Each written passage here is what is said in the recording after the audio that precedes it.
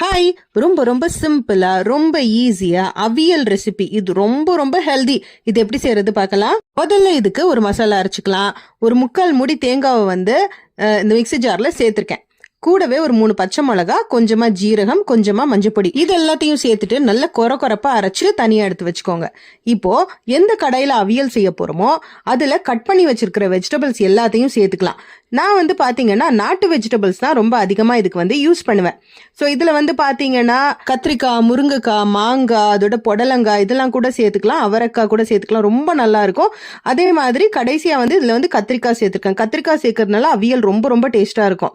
இந்த வெஜிடபிள்ஸ் எல்லாம் நல்லா சேர்த்துட்டு கொஞ்சமா தேவையான அளவுக்கு உப்பு, நம்ம அரைச்சு வச்சிருக்கிற மசாலா இதெல்லாம் சேர்த்துட்டு கொஞ்சமா தண்ணி சேர்த்துக்கோங்க.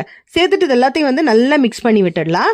இப்போ காய்கறி எல்லாம் மசாலா எல்லாம் மிக்ஸ் பண்ணியாச்சு. இப்போ நல்ல ஒரு கைப்பிடி அளவுக்கு கருவேப்பிலை நல்லா தாராளமா அதுல சேர்த்துக்கலாம். இது கூடவே 1 டேபிள் ஸ்பூன் அளவுக்கு தேங்காய் எண்ணெய் சேர்த்து நல்லா மிக்ஸ் பண்ணிட்டு இப்போ நம்ம ஸ்டவ்ல வச்சிடலாம். ஸ்டவ்ல வச்சு கவர் பண்ணிடலாம். கவர் பண்ணிட்டு ஒரு 10 நிமிஷம் நல்ல ஸ்லோ ஃபிளேம்ல வச்சு குக் பண்ணி எடுங்க. இப்போ 10 நிமிஷத்துக்கு அப்புறமா வெஜிடபிள்ஸ் எல்லாம் நல்லா குக் ஆகிடுச்சு. இப்போ ஸ்டவ் ஆஃப் பண்ணிடலாம். ஸ்டவ் ஆஃப் பண்ணிட்டு நல்ல 1 கப் அளவுக்கு தயிர் சேர்த்துக்கலாம்.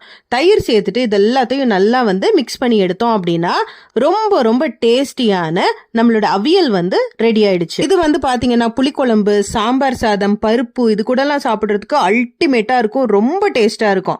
நான் நல்ல சுட சுட சாதத்துல அவியல் போட்டு நல்லா பிசைஞ்சு சாப்பிட போறேன். ஃபேண்டாஸ்டிக்கா இருக்கும். கண்டிப்பா இதை நீங்க ட்ரை பண்ணி பாருங்க. இன்ட்ரெஸ்டிங் வீடியோஸ்க்கு நம்ம சேனல் சப்ஸ்கிரைப் பண்ணிட்டு வீடியோக்கு லைக்